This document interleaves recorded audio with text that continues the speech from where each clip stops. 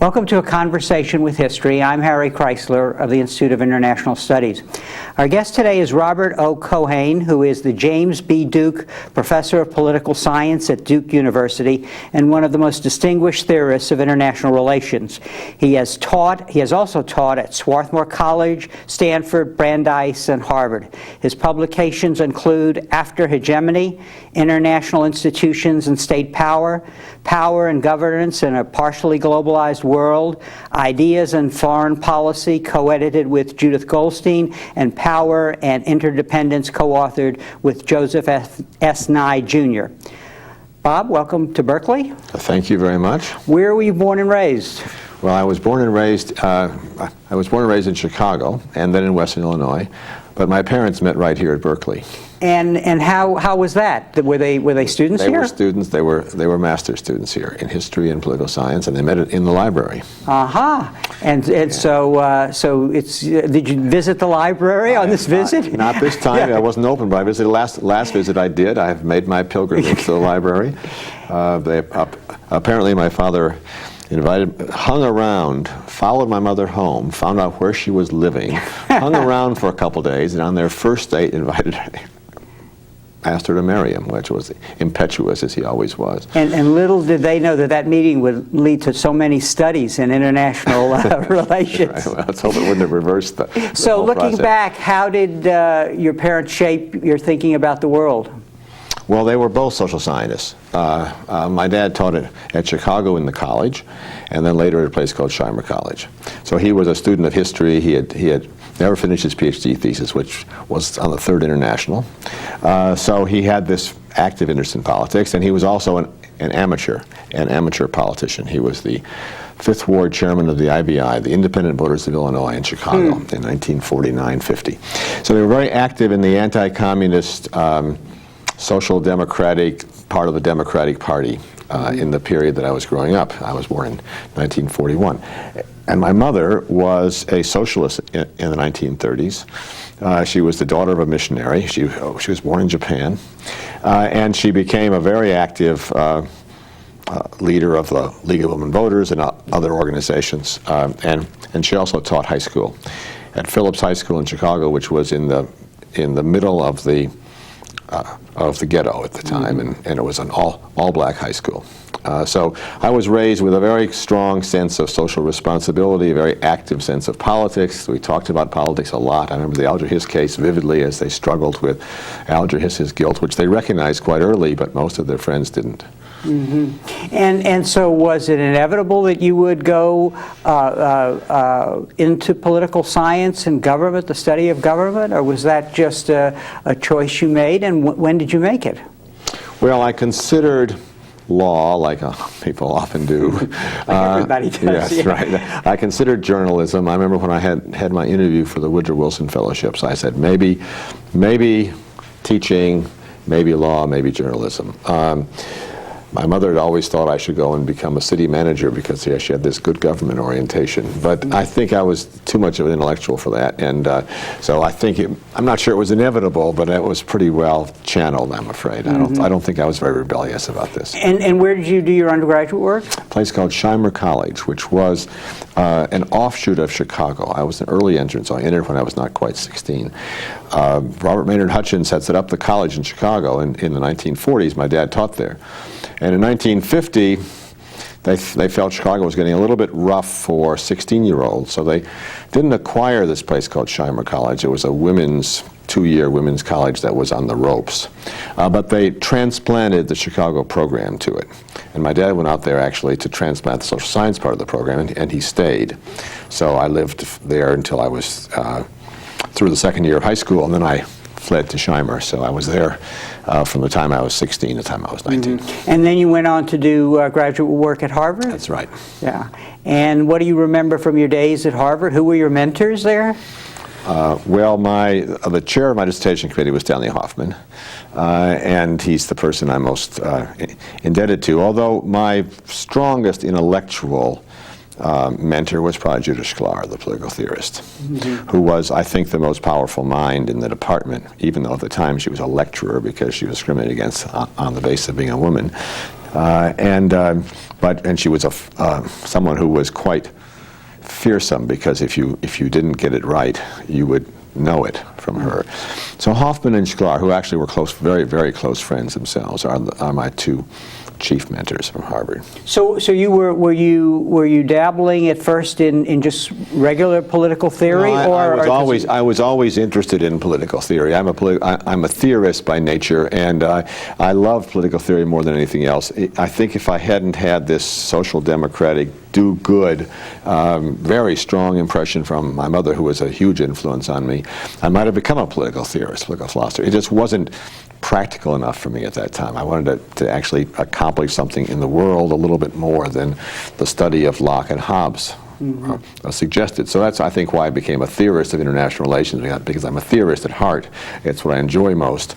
And yet international relations was something that appeared to be more practical and have more impact on the world. And this was, of course, 1961 when I left college, which was the year of Kennedy's inauguration speech, in the sense that communism was taking over the country, over the world, and that somehow we had to devise better ways to defend American values and democracy and freedom in the world.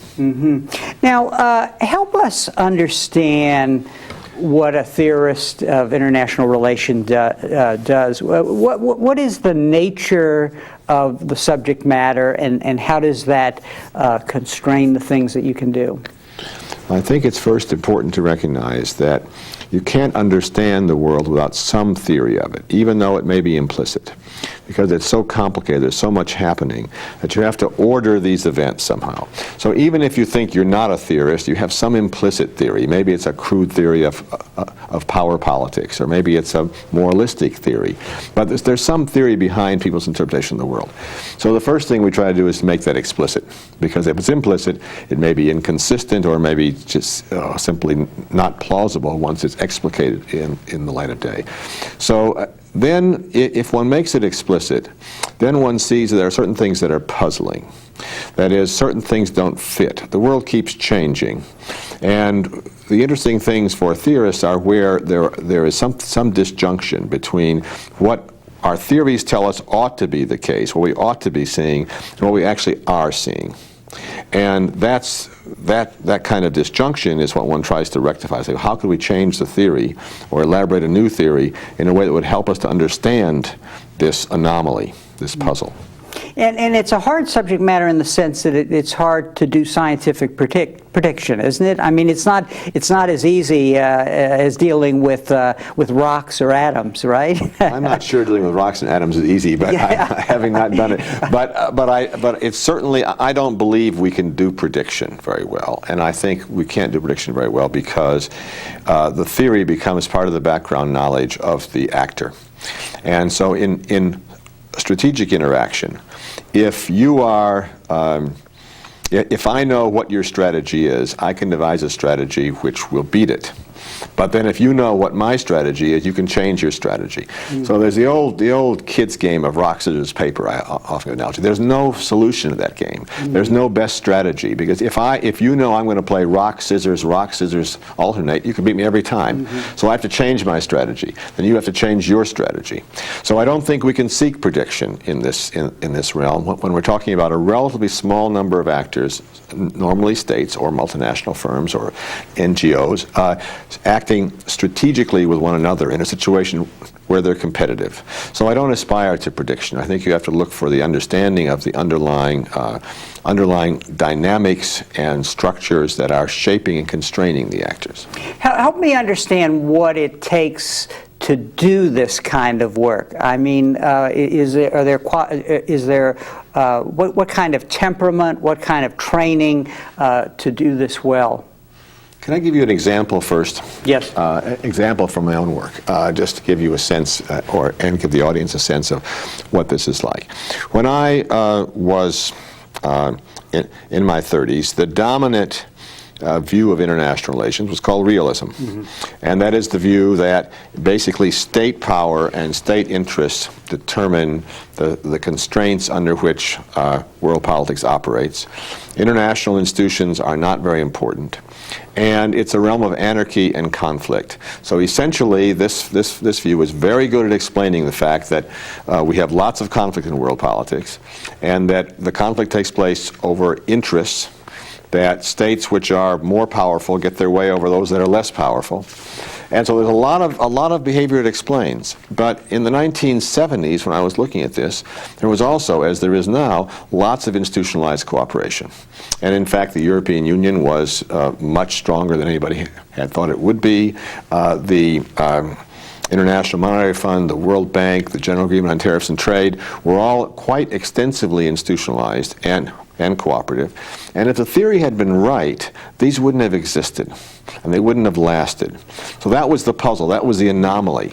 And then one has to figure out, how, given the constraints of what we know about world politics, could these arrangements last? Well, it can't be the case that these international organizations are set up above states, that there's some running things, because we know the states are more powerful. So somehow the states had a motivation to establish international institutions that would constrain themselves with rules. Well, why would they do that? And that was the kind of puzzle I approached. And the general answer to the puzzle is you accept constraints on yourself, because in certain domains like trade, it's more important to have others constrained, to have their tariffs limited.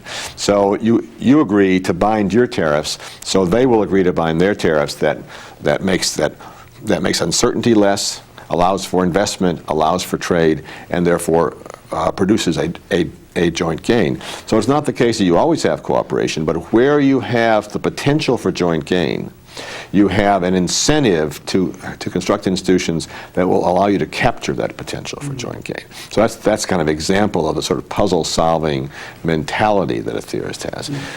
Now, I think you need one point about temperament.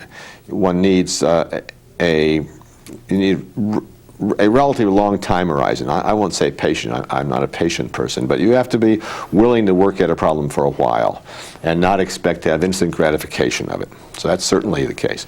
You have to be interested in puzzles for their own sake, because you are trying to resolve an anomaly or a puzzle. You don't know what the practical result of that will be, even though this was motivated by the practical concern of increasing cooperation. So there may be a motivation, in my case there was, to eventually improve the way people behave in world politics by making them more cooperative, because they could see how they could cooperate when they might previously have thought they had to conflict with each other and had to fight.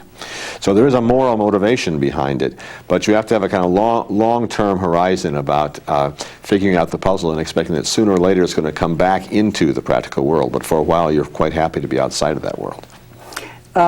It sounds like it also takes courage and determination, in the sense that you're saying, hey, the conventional wisdom is that realism explains just about everything, and it's all we need to know.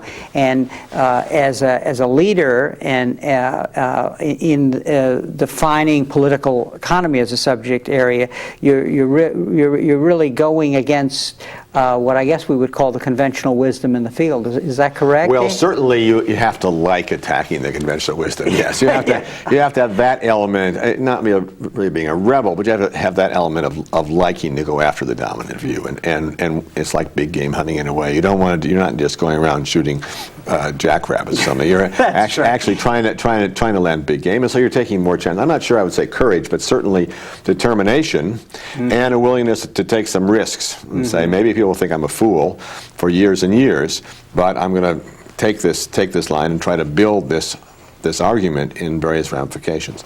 Now, you mentioned political economy. In fact, the work I was talking to you about a minute ago about cooperation comes from the 1980s, although I started working on it in the late 70s. But the earlier trend with Joe Nye was to contravene the notion that world politics is only about security affairs, and that political economy is not an important part of it. When we started this work in 1970, people were ignoring multinational enterprises. They were looking only at the state system. They considered the economic relations among the advanced countries to be low politics, not very interesting. What was interesting was the U.S.-Soviet conflict, nuclear weapons, international crises. And our view was that was also interesting, but there was a whole phenomenon which was certainly increasingly important, of political economy, of the use of politics to shape the economy, of the use of economic wealth to shape politics, which was not being studied. So that was another dimension of this. Now, as you grappled with this set of problems in international organization, where did you look for theories in other disciplines that might be helpful to you? Because I think part of what you were doing was applying theories that came out of industrial organization and market failure to help you understand the world that you were grappling with. Talk a little about that. I mean, what sort of intellectual exchanges led you in that direction? Well, I was a great beneficiary of a number of friends who knew more about this than I did, and students. And it goes back to my time at Swarthmore College, because a very good friend of mine named Van Ooms was an economist there. And we taught a course together on multinational corporations. In a big university, economists wouldn't have taught a course with a young political scientist who knew nothing about this. And I learned a lot in that course, both about how economists think, but also about the subject. Even though I was supposedly teaching it, you learn something best, of course, when you're teaching it. So I had this active interest in political economy and knew something. I won't say I knew a lot of economics, but I knew some descriptive economics. And then when I got interested in the question of cooperation, or even early in that phase, I had a student named Timothy McCune, who is now at North Carolina as a professor, and he was a student also of Jim March. And Tim kept coming to me with these arguments from industrial organization theory, which were coming out of some of March's work. And so, as is often the case, you learn as much from your students as your students learn from you. I started reading some of this material. I remember Laura Tyson was at Stanford then as a postdoctoral fellow before she became famous, and I went and had lunch with her and talked about Oliver Williamson's work, which I'd never heard of. And she said, you ought to read Williamson, who is a student of industrial organization, who studies many things that are analogous to international politics, though he's not studying international. He's studying monopoly and competition and the relationship between them. And I had a cognizant dean, the dean who was the dean for our department, a man named Jim Ross, an economist, who gave me his syllabus on international organization, which in the pre-internet days was handy, a packet like this of Xerox materials. And I remember reading Paul Samuelson's article on monopolistic competition, thinking, wow, this is like international politics. So a lot of that, of the insight then came out of really analogies with work by economists. And the most important piece of work was by an economist at Berkeley named George Akerlof, who much later won the Nobel Prize for this article, probably called The Market for Lemons. Because Akerlof showed how in an economic market, the used car market, there could be market failure. That is, the lack of institutions could create a situation where prices didn't clear. A buyer was not able to buy a car from a seller for a mutually agreed price, which would have been good for them both. Because there were no institutions, there was no ability to make credible promises unless you had this institution of the used car dealer. And I saw immediately that the used car dealer was very much like the international institution, who would increase the credibility of promises, reduce uncertainty, reduce the cost of transactions, and therefore this was the key to thinking about what was the role of international institutions. They were like the used car dealer, ironically enough, because they really made it possible for these otherwise separate and distrustful entities, the buyer and the seller, or the two countries, to actually make a deal which they would both benefit from, even though they were in some sense in a partially adversarial situation. And so how then did you, in applying this, these kinds of theories to what was going on in international relations that was not being explained by the state-centric model, what specific subject areas did you look at, and then what conclusions did you reach? What made cooperation work the very same kind of factors that were described in these theories? Well, I was looking at post-war patterns of cooperation in political economy between the United States and Western Europe, especially also Japan later. So I was looking at trade, at oil, at monetary relationships, at the political economy of the period from 1945 until 1980 or so. That was the domain for the analysis. I was trying to understand why there was so much cooperation, and also why it wasn't totally general, why there was variation in cooperation. I want to say two more things about this. One is that, to go back to your earlier question about determination and courage, I don't know if it's that, but you've got to be willing to be very dissatisfied for a substantial period of time if you want to attack big theory problems. I remember vividly, I was at Stanford until 1981, and I published this book in 1984. And I really figured it out by about 82, most of it, or at least the essence of it. But I remember for a couple of years, probably 1979 to 81, I didn't want to go to a cocktail party. I didn't want someone to ask me, what are you working on? I couldn't say 3 coherent sentences about it. I was so confused about it. And I think that it's important to recognize that confusion is a necessary condition for really doing significant work. I won't say major, but making some step forward. Because if the problem isn't really confusing, it's not that difficult a problem, and you can sort of figure it out right away. So you have to allow yourself to be confused, and it's a very difficult situation to be in. It makes you unhappy to be confused all the time and to try to figure out, why can't I figure this out properly? My mentor, Judith Sklar, said to me after I went to Brandeis in 1982, I was having lunch with her and talking to her very tentatively about this book on cooperation I wanted to write, and she said, "Oh, will it be a small book with large type and with large type and large margins? That is, there's nothing to say about this in international politics." And my admired, powerful mentor said this. So what are you doing it for, in effect? Well, that's a real challenge, right? But you have to, and maybe that is courage. Maybe you have to say, okay, I'm going to do it anyway, even though this person I admire more than anybody else in the world intellectually thinks it's an impossible task, which is foolish. Because I know that if I could do it, then it couldn't be belittled. It would have to be an accomplishment if she thinks it's impossible for it to happen. Now, the second thing I wanted to say is that a lot of academics benefit tremendously from giving talks. On work that is in progress. You may think you're doing somebody a favor to go and give a talk for them, and you don't get paid for it. You just go, but you learn a tremendous amount from it. And one of the puzzles of this was broken in a talk I gave in Washington at Fred Bergson's Institute. Fred Bergson is a policy-oriented economist, probably the most important policy-oriented person in the last 20 years working on issues of political economy, but he's not a theorist.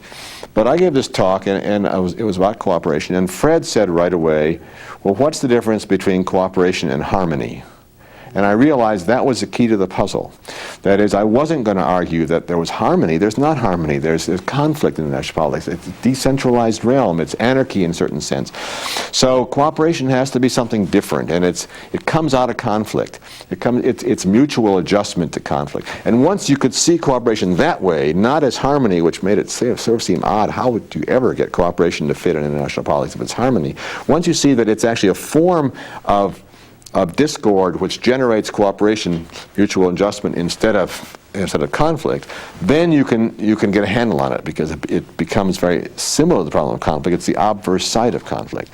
But that wouldn't have come to me perhaps if Fred hadn't just said it at that talk, and I wouldn't have heard that if I hadn't been giving that talk. So help us understand by talking about one of the topics that you focused on, one of these issue areas, and how, try to recall a creative moment where you saw something in one of these issue areas that really helped you gather momentum on this journey that you were taking. You know, you asked earlier what it's like to be a theorist, and I think the answer is it goes the other way. Mm-hmm. That is, the creative moments I remember especially are reading Samuelson, reading Akerlof, hearing Bergson ask about cooperation and harmony. They're conceptual moments. So when you conceptualize the problem differently. So I already had a description in my, I knew what had happened in trade policy. I knew that there had been an expansion of cooperation, take trade.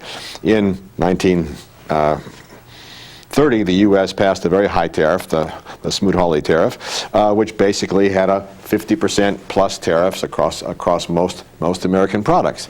And by 1975, when I was working on this, the tariff was down to about 7 or 8%. Now it's below 5%. Dramatic fall in tariffs, which had not been forecast by people earlier. So here's a huge fall in tariff, which results from cooperation, results from a set of rules, the General Agreements on Tariffs and Trade, which are gradually instituted and gradually made more binding, even though they weren't very strong legally. And so the question is, well, how did that happen? What was contributed there? Well, what was happening there, it appeared to me, was that when you observed it, you saw a pattern of reciprocity. Nobody was being altruistic. Nobody was giving away. Nobody was like what the economists said either, which said, lower your tariffs, it's for your own good. They weren't doing that. They were saying, I'll lower my tariff on sheep's blood if you'll lower your tariffs on cow dung, that kind of thing. Right? It just to take non-examples, or in real terms, I'll lower my tariff on pasta if you'll lower your tariff on wine and textile machinery.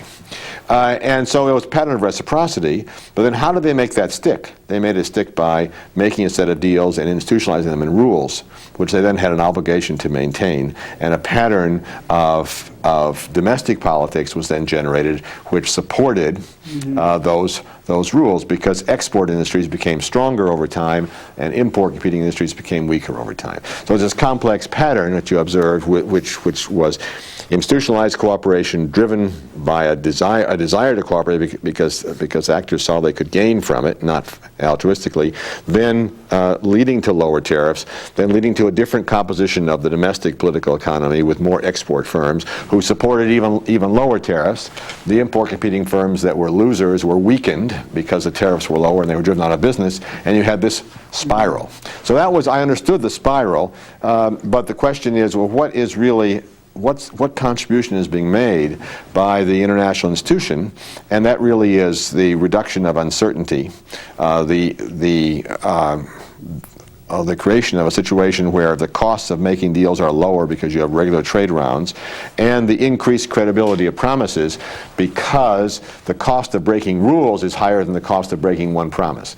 And so if the promises were institutionalized in a set of rules, and you either on the whole kept the promises or you threatened the whole institution, which was benefiting yourself, the tendency was to, in the long run, not always right away, to grudgingly keep your promises, as the U.S. did 2 months ago on steel tariffs. Now, another element in this evolution of ideas in the field was really a journal like International Organization, which you were editor of. And so, help us understand how that really contributes to the process of building the space of ideas.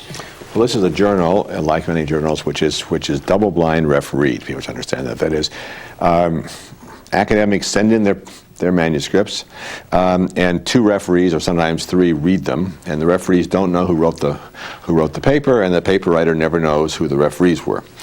So it's as objective a process as you can get. Of course, people's ideas are not totally objective, but and I took over International Organization as editor in 1974 when I was 32 because the then editor had left his university suddenly.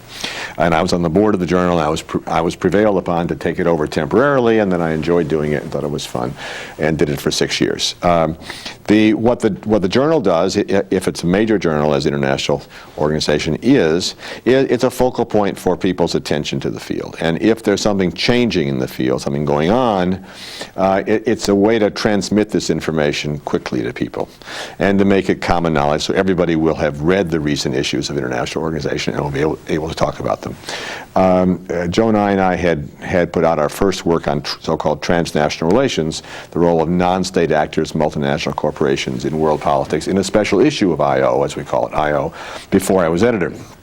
And right after I was editor, there was a special issue which Fred Bergsten was involved in, and also Jonah and Lawrence Krauss, on political economy, which kind of put political economy on the agenda. It says, here is a major statement, half the articles by economists, half by political scientists, some of them jointly by political scientists and economists, on the major issues of political economy today: multinational investment, trade, international monetary system, and the institutional and political factors that are affecting them. So you can do that with a journal, and everybody could see it, and it was also published as a book, but the journal part was probably more significant. And the advantage of being a journal editor is that you're at the center of this process. You see it and you can shape it to some extent. My first issue, I wrote an essay, an editor's essay called International Organization, the journal's title, and the Crisis of Interdependence, where I made a claim, and this was in 1974, right, or 1975, probably right after the oil crisis, that there was a crisis going on of interdependence. The growth had slowed down or stopped in the West. There was a general sense that we had to restructure the system after Bretton Woods had collapsed. And so it was a moment when it was clear that people needed to think politically about the world economy because it wasn't automatically taking care of itself. And I was in the right place in the right time. Mm-hmm. And did you said when we were talking about your background that your parents had focused you a lot on sort of what was going on in the world, and was this an outlet for that sensitivity that they must have generated, because a lot was going on in the world as you were doing this work about that made one wonder about where this interdependence and later globalization would be going? Well, I think I got two senses from my parents there. One was a very strong sense of moral commitment. I've always been a student of international politics because I cared about the outcomes, not just for curiosity. I thought, maybe with hubris, that one could make some difference in how people behave in the world if they think differently about it. And if they have the notion that they have to conflict, they can generate policies such as those of the second Bush administration, which generate more conflict. And if they have the idea that somehow if they redesigned their policies or institutions, there could be more mutually beneficial collaboration without giving up one's own interests, the world would be a better place. That was in a sense one of the driving forces. That comes from my mother's strong sense of social democracy, and the missionary child who has left her religion, her Orthodox religion, but who retains the secular mission of the missionary to make the world better. And that was definitely transmitted to me. And the other side of it is the interest in the world. Well, there's really three sides of it. The second side is, as you said, interest in the world. It was always what was changing the world was always the topic of conversation in our households. I was always well aware this was a fascinating world, that things happened. You didn't know what was going to happen. And the third element, which I think came from my dad, was much more the theorist element. My mother was more practical and more oriented toward action, and my father was more oriented toward reading and reflection. Though they both did some of both. And I think that the theoretical side probably comes from him, the willingness to sit back in the study for a couple of years and try to think about a problem, as opposed to going out and serving as a undersecretary of something. Mm-hmm.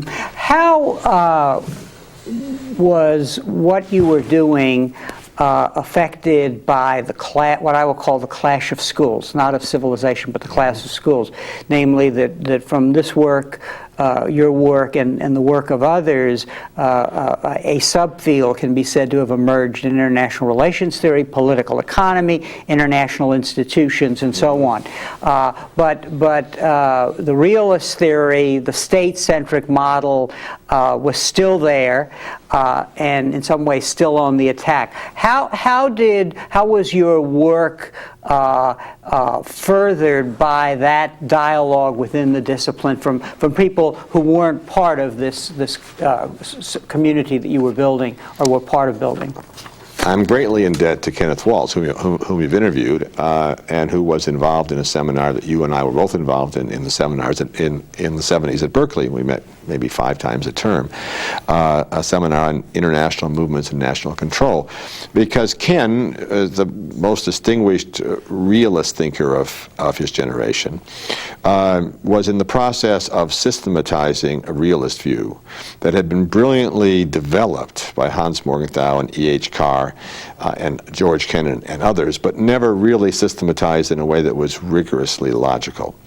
And Waltz did that in a book published in 1979, but most of this had been published in an article published in 1975. So in the period of the mid-70s, when I was at Stanford and he was at Berkeley, he was doing this. And that was clearly a powerful intellectual construction. And it had, first place, it meant that the realist view was a lot clearer than it had been. So you could see what it was and what its integrity was. And secondly, therefore, it seemed to me that it made it clearer what it was missing. It was missing any attention to information, to the variation in how much information people have and how much uncertainty there is. That was ignored in the theory, and the very clarity of the theory and the very explicitness and intellectual power of it, as Waltz expressed it in a book of less than 200 pages, showed you where the weak points were. It was as if he was showing you a blueprint, and there was the weak point. No concern with uncertainty, information, and therefore the role of institutions was omitted. Well, once I realized that institutions serve principally to reduce uncertainty and provide information and credibility, then it was clear how the institutions fit into the missing part of Waltz's theory. So it's terribly important to have somebody who has one is as a rebel against orthodoxy, always in the debt, greatly in the debt of the people who can express what is the dominant view with utter clarity and logic. Mm-hmm. Now, give us an example of what those terms mean when you think about, information, uncertainty, and so on, by giving us a concrete example in a particular issue area, the kind of matter that people care about that Waltz wasn't addressing. Let's go back to trade. Mm-hmm. Trade is a classic case where there's a conflict, because if we have two states, both of which are under the influence of their manufacturers, and therefore they want to export, but they also want to limit imports. This leads to conflict, because if everybody can't both export and not import. Mm-hmm. So there's and there is and has been known for almost 200 years, there is a joint gain to be made if they can both liberalize. Overall, they will both benefit, but there will be losers. The weaker manufacturers who are now hiding behind tariff walls in their own countries will lose, because they'll lose those markets, and they may go out of business. So the problem is, how do you overcome this? Now, if you simply had no institutions, the problem is clearly that if you can make promises to each other, but then what do? Do I accept your promise and therefore cut my tariffs and hope that you will in fact not only reduce your tariffs, but you'll also not do other things surreptitiously, which I can't observe always, to equivalently have a tariff, like a subsidy to these firms. So, and if I can't accept your promise, I can't persuade anybody on my side to lower our tariffs, so nobody lowers tariffs. So somehow, how do you reduce that uncertainty? Well, one way you reduce it is to say, we'll both commit to a set of rules, and these rules are general across a lot of products, so that if you start breaking the rules on one set of products, there's a danger you'll bring the whole system down. And then those industries in your country, which are exporters and are worried about that, all of a sudden become worried that if you're violating the rules on textiles and shoes, maybe this will cost them access for televisions and jet aircraft. Mm-hmm. And then they are mobilized on you. So but the key to start that process is to institutionalize a set of rules that reduces the uncertainty that you actually will keep your promise, and therefore increases the credibility of your promise. And this would be done through an organization such as the World Trade Organization. Such as the World Trade Organization, right. Now the next problem that then comes up once you put something like that in place is really the whole problem of democratic accountability. I mean, who is the WTO responsible? Now, as a theorist, the lights must turn on in your brain because it raises a whole new set of problems. And I've been working on accountability recently. Earlier I was working on what are the functions performed by these organizations, and now the question arises, as you say, as they become stronger, and WTO has become quite strong, what about democratic accountability, or what about any kind of accountability? The first point to recognize is there are other kinds of accountability that aren't simply democratic accountability. That is, there's a kind of pluralist accountability. There's the accountability to a set of laws. There's accountability of the states to a judicial system in the World Trade Organization. There is reputational accountability. States may worry about their reputations. I don't think it's possible at the current stage of world politics to expect highly developed democratic accountability. We don't have a world government. We're not going to have a world government for a while. There's not enough consensus and not enough sense of common interest and common values. So we're going to have to settle for more fragmented forms of accountability, and it's going to be a trade-off, because there's some trade-off between local control, of course, and having this kind of international cooperation. You and this subfield of political economy were really positioned to help us understand globalization in a way that the state-centric model did not. Talk a little about that. In other words, so this work really, in a way, positioned the field to be able to think about those problems that really came to the fore in the 90s. Well, we talked in the 1970s about interdependence, and which was the notion of strong relationships between societies which made them dependent on each other. And it might be symmetrical, as in the case of Germany and France. It might be asymmetrical, as in the case of the United States and Guatemala. And there are power dimensions of interdependence. And then we try to analyze that. But the notion of interdependence was essentially conceived of as in trade. When goods are produced in two different countries, the U.S. and Japan, for example, and they trade them back and forth. And then we started talking about internationalization, and the phrase became globalization. And I think John Ruggie has the best analogy. John wrote me once that the difference between interdependence and globalization is the difference between national post offices and Federal Express. Federal Express takes everything to Memphis every night and redistributes it. So it doesn't matter where it comes from, the cost is the same. And globalization is really increasing of the thickening of interdependence, the globalization of patterns, not just regionally but worldwide, and the shrinking of distance. Essentially, it's the process by which distance is shrunk, so that it's easier to have an effect in a faraway place than it was. And in my view, globalization should not merely be seen as economic, as it often is seen. It's social, it's ecological, and it's political military. So 9/11 is an example of globalization. The fact that a small number of people armed with box cutters can destroy the largest building in the biggest, most important city of the United States. That's a form of globalization. That is, they launched that plot in Afghanistan and Germany and elsewhere, and were able to take action at a distance. So it's not just economic globalization. It's economic, social, ecological. Global warming is a good example of globalization, and political military. You mentioned 9/11, and that event, in addition to being a trauma for the United States coming out of the blue, and at least in terms of public consciousness, but it also did it shatter some of our notions about where the international community was going, where international organizations were going. I'm talking both about the event and the U.S. response. Well, it certainly has. It's changed the pattern a lot. I did an essay right after 9/11 on what I call the globalization of fear. And I drew an analogy between the globalization of formal violence in the period after World War II and the globalization of informal violence after 9/11. That is, or in 9/11, informal violence being violence by non-state actors who don't necessarily have a huge amount of force at their disposal, and who are not undertaking it in any formal way. So formal violence became globalized with the transcontinental bomber, nuclear weapons, and missiles. So that in 1944, Walter Lippmann said that now we the United States, face the problem that we have to worry about who controls Europe and Japan as never before, because they can attack us.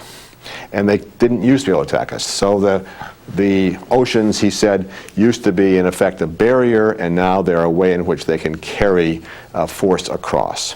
And the United States strategy changed dramatically with nuclear weapons, because the United States had to follow a deterrent strategy, a forward strategy, couldn't simply sit back and say, the oceans protect us, we have plenty of time. If somebody gets really dangerous, like the Germans did under Hitler, we can then rearm and deal with it.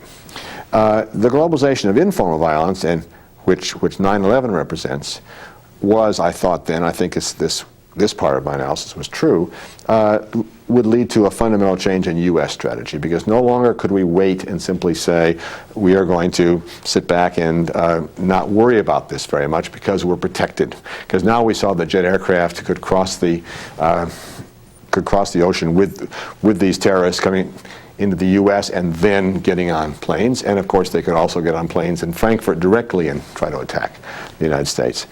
So there's this whole sense of the globalization of informal violence.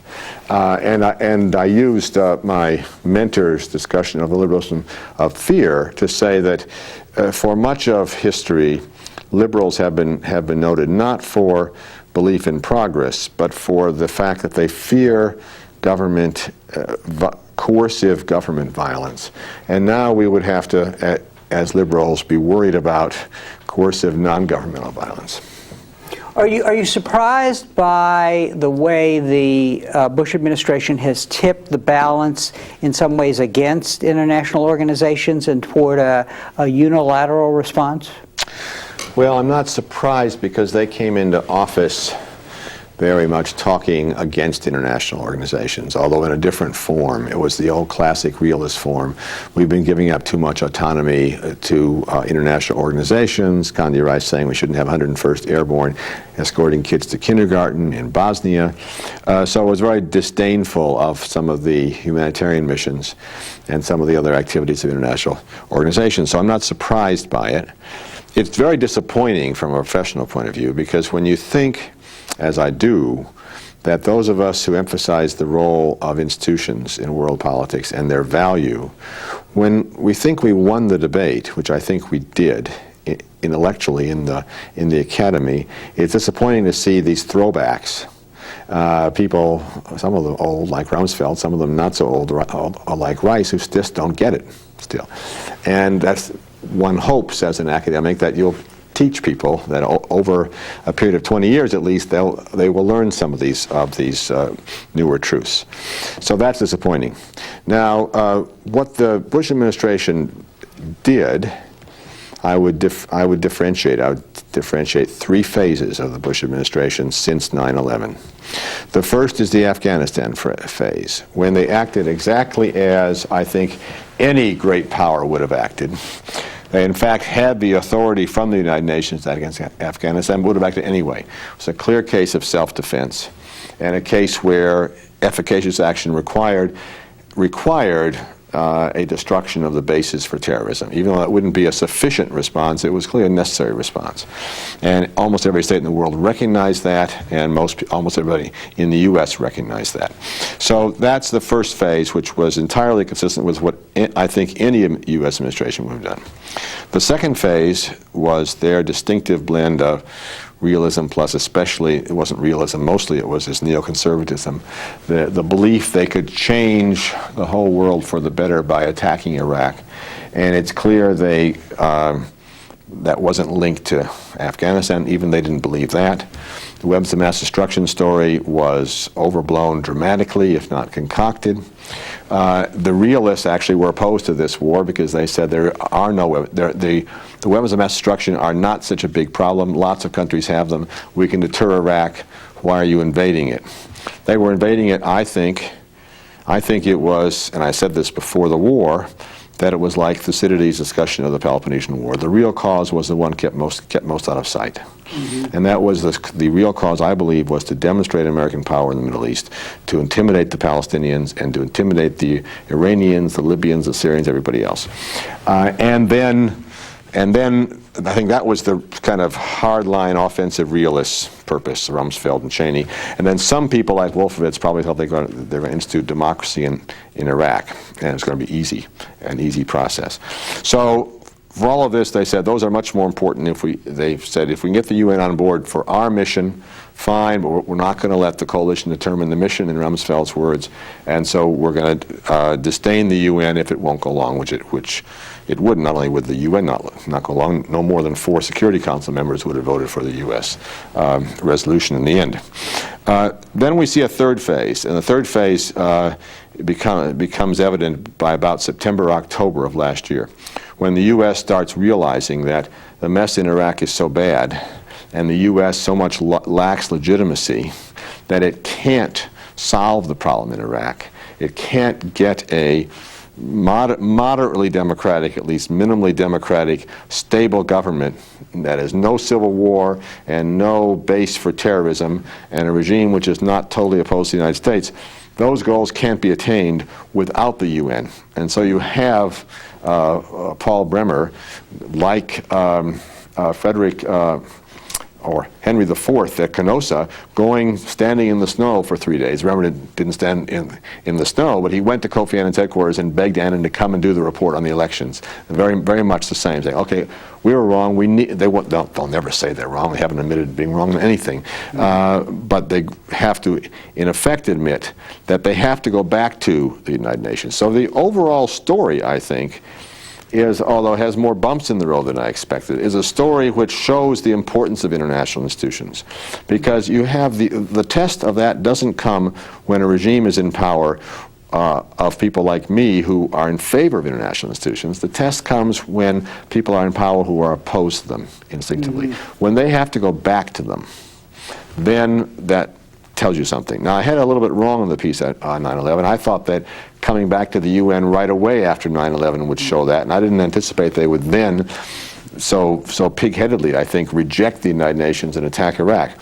But the overall story comes through in the same way, because once they attacked Iraq, they discovered that they needed international institutions, because the problem is you can't mobilize a long-standing coalition which is legitimate of democratic countries whose publics care about legitimacy unless you are aligned in some way with an international institution, the UN or something else, which is seen as representing the views of not just ourselves.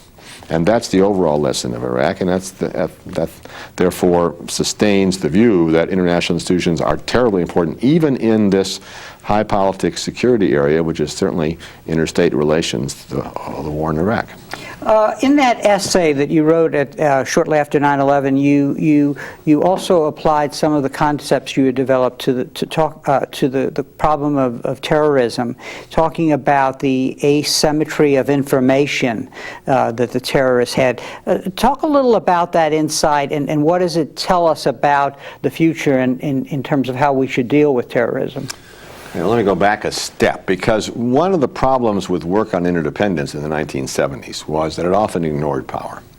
And it sort of assumed everything was going to be harmonious, we're all in the same boat, and the rhetoric of policymakers, even Henry Kissinger, was like that. But of course the reality is that there are powerful and there are weak states, and powerful and weak other actors like multinational corporations or NGOs. And we developed, that is, Joe Nye and I developed a notion of asymmetrical interdependence. That is, the conception was that asymmetrical interdependence generates power relationships. So the more asymmetry you have in your favor, the stronger you are, or the more you have of some resource, the more your advantage in influencing the outcome of an event. So if we go to 9/11, the asymmetries of resources run hugely in favor of the United States and its allies, and hugely against the terrorists. Al-Qaeda and the rest of them. But asymmetries of information before 9/11 rested heavily in favor of Al-Qaeda, because they understood the U.S. vulnerabilities. They understood that they were at war with the United States. The U.S. didn't understand that we were at war with them, and we weren't tracking them very well. So they had a temporary advantage and they exploited it. Now, that advantage was temporary because now they no longer, I think, have asymmetrical information working on their behalf, given the high-tech capabilities of the U.S. especially. But I think the larger lesson, I think, in dealing with terrorism goes more to the Iraq UN experience than to the informational point. That is, I think a larger lesson is that you need to be following policies which make you seem legitimate in the eyes of large numbers of people. Mao said about guerrillas that the fish swim in the sea. That is, the militants only survive if they have a lot of supporters of ordinary peasants. I think terrorists only survive if they have a lot of supporters in the population. Some people may actually feed them and support them and give them safe houses. Others will just not report, will just not oppose them. And if our policies are seen as reckless and arrogant and as oppressive to people in Pakistan or Indonesia, then they're not going to mobilize against terrorism, and they're going to maybe be a breeding ground for terrorists, or at least they're going to harbor them. So we have to worry about what Joe Nye calls our soft power, our ability to persuade people that essentially their lives will be better if they cooperate with us. And that's not going to be done on the barrel of a gun. One final question. How would you advise students who are interested in either international politics or international relations theory? How should they be preparing for the future? They should get a combination of two kinds of knowledge. And they seem antithetical, and in the academy they're sometimes at war with each other, but the students should not let that struggle hinder them. They should get interpretive knowledge. They should understand they should take courses on world politics, on history, on literature, which allow them to have an interpretive sense of the human condition in ways that are not encompassed by analytical techniques. So they're not the prisoners of some narrow technology. They also ought to get technological competence in economics, in math, in statistics, so they can do analysis when the topic is such that you can address it in a quantitative, hard scientific way. They should be able to do it. But they should also have the context, because nothing is more dangerous than addressing a problem in a hard science way without an understanding of the context of the concepts that are involved. It's bound to be misleading and even dangerous. Bob, on that note, thank you very much for taking the time to join us today. Well, thank you, Harry. I enjoyed it very much. And thank you very much for joining us for this conversation with history.